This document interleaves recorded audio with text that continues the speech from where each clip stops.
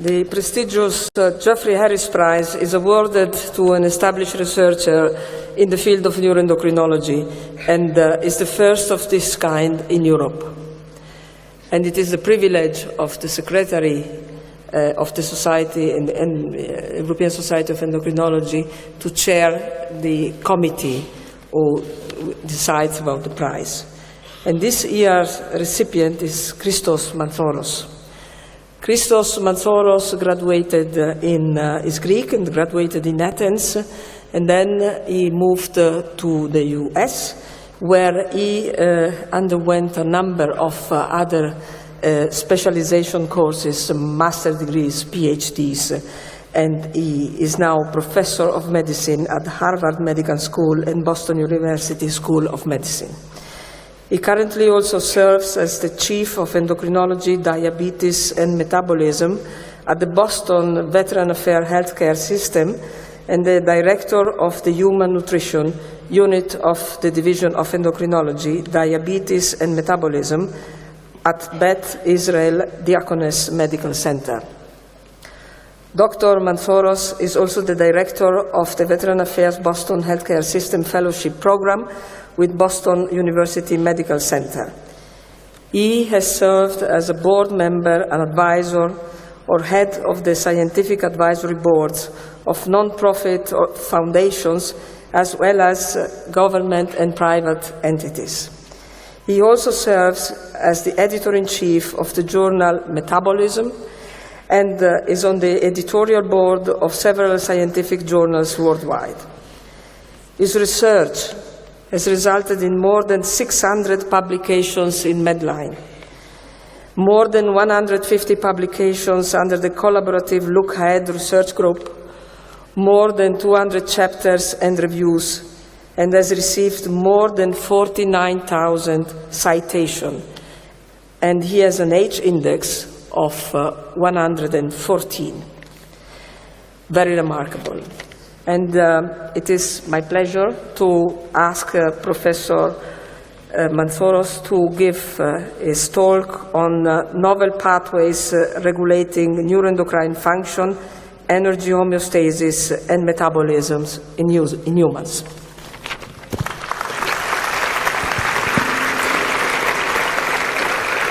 I would like to start by thanking the committee and all the members of the Society for the great honor, which I accept with deep humility and the realization that it does not belong only to me. It belongs to my professors and teachers, belongs to my students, and belongs to all of us who do research, seek the truth, and try to utilize it to help our suffering human beings to live longer and healthier lives. I was asked to present in 25 minutes work that took 25 years. And I'm pretty sure I cannot show all the data. So I decided to spin my presentation in a different way, in a way that I hope is going to create motivation and incentive for younger people to hopefully follow the same path and become better and do better and more things than we did in the past. So this is Harvard. This is my conflicts of interest. When I started as a young student in Athens University, I was going to German universities to get wise advice and more training. And there, Professor Hoffman suggested that I may want to move to Harvard to study. I would be 9 hours away from home instead of 2 hours, but I would go for something that would be better. Little I knew at that point that I would make Harvard my home and Boston my home for the next 25 years. There in Boston, I met a very famous professor, Judah Folkman, whom I asked, what should I study beyond my clinical training? And he said, there are 33,000 diseases in the ICD book. We have an answer only for 8,000. So There is a lot of room. Would you prefer to work on a big problem and have a small impact, or a big impact in a small program? And I thought about it, and I said, let me have a small impact in a big program. What would be bigger than obesity? So it was big, and it's getting bigger. Year by year, the prevalence of obesity is going up. And I had decided to study how the brain, the CNS, interacts with hormones. And how could this cause obesity? And how can we utilize this knowledge to create preventive, therapeutic measurements for this big problem, which leads to diabetes, cardiovascular disease, fatty liver disease, and cancers. Diabetes, 100 billion per year. Ischemic heart disease, another 100 billion per year. Cancers, if one would come to our world to make, an angel would come to our world to make obesity disappear, 2/3 of endometrial cancer would disappear. 1/3 of breast cancer, colon cancer, the gastroesophageal cancers would disappear. So it's a big problem. And we know today, through work, look-ahead study, randomized controlled trials with 5,000 placebo and 5,000 actively treated with imperfect medications, that we can improve diabetes, cardiovascular disease, non-alcoholic fatty liver disease, and we just submitted a paper in New England Journal of Medicine. I hope they take it. We decreased the rate of cancers over 9 years by 23%. So it's a big, big advantage if we can solve this problem. So when I started in the mid-90s, this is what we knew on the upper left corner about the adipose tissue. This is from Guyton's or Gannon's, the classical textbooks of physiology. Fat is an inert depot storage organ where we store the calories we're not going to burn. That was it. And I was fortunate at that time that it was the time that the OB gene, the leptin gene, was about to be discovered. So I approached two people. Alan Moses, who is now the chief medical officer of Novo Nordisk, was at that point the head of clinical research, where I'm doing now at Harvard. And I asked him to do clinical research because I was just a good clinical doctor and I wanted to expand and do some clinical research. And his advice was, go and join the basic research lab of Geoffrey Flyer. I said, oh my God, he does not understand my accent. I have to repeat it. But he said, no, go and join Flyer's laboratory because you're going to learn truly, really good basic research to raise hypotheses. And then study with Dr. Trimiti Trichopoulos to study epidemiology, to test the hypothesis in humans, and then come to me to teach you how to do clinical trials and how to create new diagnostics and new therapeutics. And that's what I did. So I'll show you in the next few minutes, in the area of neuroendocrinology and metabolism, my line of work in leanness, female triad, think about lipodystrophy, extremely lean people, in obesity and metabolic complications, and then what we can do when we cannot solve the problem of obesity. Now, this is mid-90s. This is 2005, mid-2000s. The hypothalamus is the center, according to this slide here, integrating all the information from the periphery, from fat. I told you about leptin. This was followed by the discovery of other hormones, the GI tract, and this changes hormones, energy expenditure, food intake, and how lean we are or how obese we are. This was mid-2005. 2017 or 2018, we know that this is incomplete because this was based only on animal experiments. So mice are nice, but humans are not mice. So mouse brain, human brain. Think about the human brain. The cortex, executive function, the reward systems is missing from this picture. Brown adipose tissue, very important in animals, non-existing in humans unless we have pheochromocytoma. Mouse immunology, totally different from human immunology. And hormones, we can raise hypotheses in mice, but as I'm going to show you, it's totally different in humans. So when I started, I was fortunate also because Geoffrey Flyer, when I completed my training, had an agreement with Eli Lilly. So I was free to create my own group, and I partnered with Amgen. We got medication and a very, very small amount of money to start. And we utilized this to study leptin pharmacodynamics, pharmacoeconomics, and I'll show you the first line of research. So this is our understanding now of the set point theory. Our brain receives information that in the long term creates a balance between our food intake and energy expenditure. So our body weight, even if we overeat for Christmas or Thanksgiving and we gain a few pounds, for most of us will come back down to normal because without thinking, our brain will limit how much we take. What are the mechanisms that regulate this? And why, as we grow older, our set point from a certain body weight goes up and up and up. So we think today, on the basis of animal experiments, that this is because of inflammation in certain areas in the brain that change gliosis, change receptors and hormones. And we also know now which endocrine pathways are responsible for this set point. So the prototype adipocyte-secreted hormone was leptin, and then we have the incretins and other neuropeptides. But in humans, leptin does not only work in hypothalamus, I'll show you, it works also in the cortex and the reward systems. This is our work. GLP-1 analogs works not only in the hypothalamus, in fact, does not work in humans in hypothalamus. In mice it does. It works in reward centers and the cortex. And the same is true for neuropeptides I'm going to show you.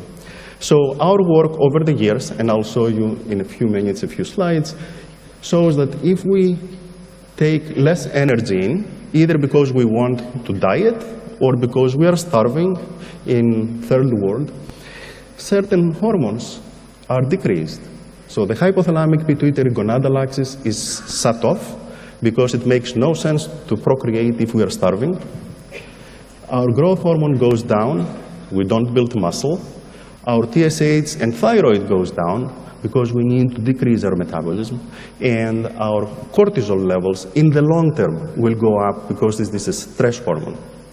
And when we gave back leptin, we normalize this, but also the energy intake changes and people go back to their set point. I'll show you about incretins. Incretins increase with energy intake, calories from glucose or fat, and they also not only regulate glucose, but regulate food intake. So I told you that when we started with leptin pharmacokinetics and pharmacodynamics, and then we proceeded to physiology studies in humans. So acute starvation studies, we admitted people to our CRC for 1 week, and we deprived them from food. So we showed that there was immune abnormalities, all these hormonal abnormalities, and energy homeostasis. And when we gave back leptin, we fully normalized it in lean, but not in obese. So I said, okay, everybody was thinking at that point as leptin as an anti-obesity hormone. Let me go the other way and try to make a difference in leanness. So I studied female triad, hypothalamic amenorrhea in strenuously exercising women athletes. 5% of our college-age women in the USA, they have amenorrhea, they have hormonal abnormalities, they have stress fractures. And lipodystrophy, rare syndromes of lipodystrophy that have not only neuroendocrine abnormalities, but also insulin resistance because they don't have enough fat to store their fat. So we studied these from the endocrine point of view, but also we utilized functional MRIs and PET MRIs to study their brains before and after food intake, and before and after we gave them hormones. Very simply, we put them in a magnet, we utilize standard protocols, and we give them either non-food cues, less desirable but healthy food, and highly desirable food, this is what is highly desirable in our society. So with leptin, as I told you, leptin regulates hypothalamic pituitary peripheral axis in states of starvation. This is the main factor that regulates this. we see with functional MRI that, again, in region of interest hypothalamus, it lights up when we give leptin. But also in acute and more chronic stages, leptin acts in other centers in the brain to change how these women view the world. Think about anorexia nervosa and hypothalamic amenorrhea, how distorted their image of self and the world is. And I don't have time to go over this in more detail. We then made leptin, and we started giving it to these conditions. So the very first condition we gave it to was women with hypothalamic amenorrhea and on the verge of anorexia nervosa, but I was afraid to go to anorexia nervosa per se. So as you know, as endocrinologists, these are women and men who grew up normally.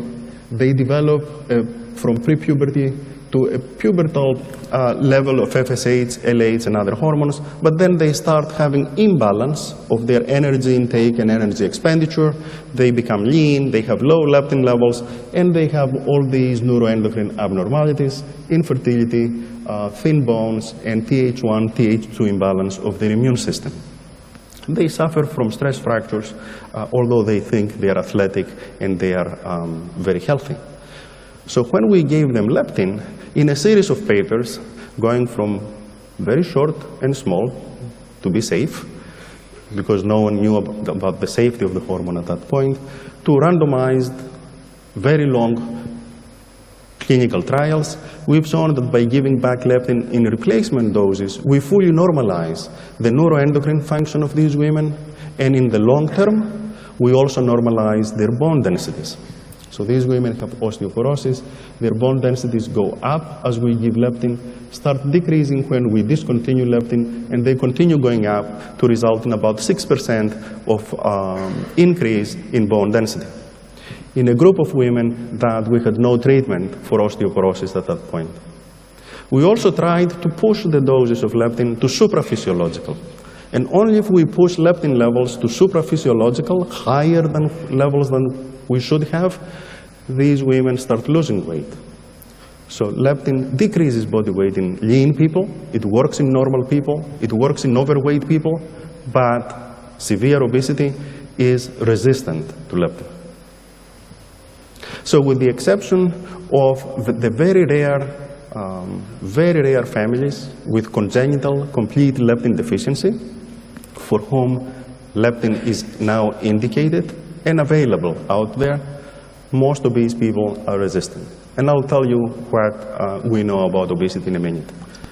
So leptin is given to these children now on a compassionate basis, but very soon we'll have FDA approval in the USA and EMA approval here. And leptin last year received FDA approval in the USA for congenital complete lipodystrophy and is about to get approval here in Europe if this has not yet happened. So what about people who have mutations not in leptin, which we can treat, but in leptin receptor or other molecules downstream of leptin in the hypothalamus or the brain, or molecules inside the cells, intracellular signaling pathways. In a very methodical way, my own fellows in the laboratory have mapped all these intracellular signaling pathways in human cells, peripheral and central in humans. So there is about 1 to 2% of obese people who have mutations in these molecules here. And now there are phase 2, phase 3 clinical trials by 2 companies trying to push to the market melanocortin agonists that are going to act downstream of these problems in humans. But for the vast majority of people, the problem is in neural circuits in the hypothalamus or higher centers. So leptin activates anorexigenic neuropeptides, POMC and CART, or orexigenic neuropeptides, NPY and AGRP. What would happen if we give a medication, a molecule like clocarcerine, that is proposed in animal studies to stimulate POMC to decrease food intake? Is this the way that this works in humans? Well, we tried to map these receptors, 5-HT2C receptors in humans, and we found, yes, indeed, most of the receptors are expressed in the CNS, or the spinal cord, but the hypothalamus has a very low expression. Most of the expression is in the amygdala, is in putamen, is in the caudate centers that regulate higher functions in humans. The hypothalamus regulates homeostatic functions, makes us survive, regulates our temperature, but we have higher centers that regulate reward, emotions that are important when people overeat, or cognitive executive function in the cortex that make us be more vigilant. For example, if we go during break and there is a reception in food out there, some of us will start grazing, and this will contribute to our weight going up. Others will be more vigilant. So this medication works somewhat to regulate centers in the brain, like the amygdala and the insula, that are responsible for emotional eating. So now from the polygenic variety obesity, garden variety obesity out there, we start identifying people, and these are the more extroverted, emotional people who eat when they get too emotional. And this will be a good medication for them. So if you try this medication in clinical trials, this leads to weight loss, plateau after 52 weeks. We stop the medication, goes up to normal. We continue the medication, the weight loss is maintained. But again, this is not the strongest or the only pathway that we have in humans. You are aware of the work that several companies and several groups have done in relation to GLP-1 or other GI-secreted hormones like PYY. In brief, this is classical knowledge, GLP-1 is an incretin, acts in the pancreas to increase insulin secretion, but also acts in GI tract to decrease gastric emptying, and if we push the levels higher, it goes to the brain to change appetite and satiety. But this is not the only incretin. So now we know that in the periphery, proglucagon is cleaved to glycendin, GLP-1, GLP-2, but also oxyntomodulin. And we started studying these molecules, oxyntomodulin and glycendin, in the periphery, and we have now good assays to measure these hormones in humans. So what do we know out there? GLP-1s now are finding their way to our therapeutic armamentarium as liraglutide. GLP-1 analogs modified through amino acid changes and linked to peptides to increase their half-life in the circulation and to increase their circulating levels in the bloodstream so that they can go to the brain and push the levels high enough to decrease food intake through changes in orexigenic and anorexigenic neuropeptides. Liraglutide is followed by a better version, semaglutide, similar changes, similar linker. With liraglutide, we see about 8% weight loss. With semaglutide, we'll see about 15% of weight loss. And it's coming now for diabetes, will come for obesity, either as injectable or as oral, as a pill. So this is big progress to elevate the levels of these hormones, to not only change insulin secretion, but also change food intake. We wanted to see, not only in animals, this is what happens in animals, these medications go to the hypothalamus, this is the arcuate nucleus, median eminence, NTS. We wanted to see what happens in humans. So we did, and we are doing, randomized, investigator-initiated clinical trials to see where this medication works. Up to doses 1.8, we have doses up to 3 milligrams now, and we hope that we'll have semaglutide data later, and we hope that we are going to show a dose response. But we saw a small difference in the parietal cortex, likely decreasing attention and salience in humans. So human brains, totally different from what we know from mice. And we and others here in Europe have shown that liraglutide decreases salience and reward-related activations in the insula and putamen. So reward centers in humans. Obese people have a different threshold to be rewarded by high-fat, more palatable food. And this medication changes this threshold and makes people lose weight. Totally different mechanism from what happens in mice. We then started utilizing a highly validated, best quality antibody to map fully the GLP-1 receptors in the human brain. And we are finding different expression than we had in animals. And I'm not going to go over all these data. Pancreas is the positive control. We find it in amygdala, hippocampus, exactly where we find it in our functional MRIs. So we demonstrated for the first time location and distribution of GLP-1 receptors in the human brain. Liraglutide and other GLP-1 analogs decrease salience-related and reward-related activations to highly desirable food cues, and this is how these medications work. So in the future, we hope that we are going to have even more potent medications and combinations of medications. Combinations of GLP-1 with what? Combinations have been proposed with peptide YY, and I'll show you what we think is going to happen in the future. So now, these molecules are finding their way for type 2 and diabetes, are being tried in NAFLD and polycystic ovarian syndrome, and very, very soon you will see studies in neurodegeneration and coronary heart disease. We can give them as injectables or pills now. In the future, in development, there is a small needle that one can put under the skin of his patients or her patients every 6 months or every year to increase compliance. And this medication, without causing hypoglycemia, will improve body weight and glycemic control.